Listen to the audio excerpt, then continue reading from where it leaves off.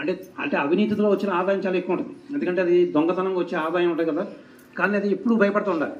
ఎవడు పట్టుకుంటాడు, పోలీసులు పట్టుకుంటాడు, కేసు పెడతారని. కానీ అదే మెక్కచ్చిగా వరి వ్యవసాయం చేస్తాడు కదా, రైతు ఎంతో కష్టపడతాడు. కానీ ఎందుకు వరి వ్యవసాయం అతను మానట్లేదు?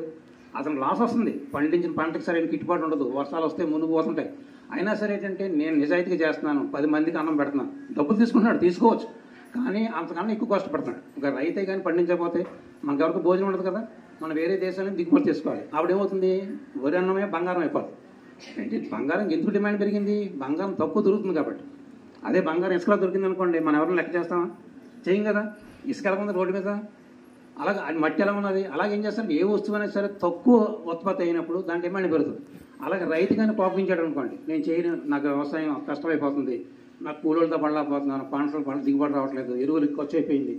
అలాగే ఏం చేస్తారు, కష్టం నష్టాలు వచ్చినా సరే అతను ముందుకెళ్తున్నాడు కాబట్టి అలాగే ఏం చేస్తారంటే మీ వృత్తిలో కూడా పిల్లలకు కూడా సులువైన వ్యాపారాల్లో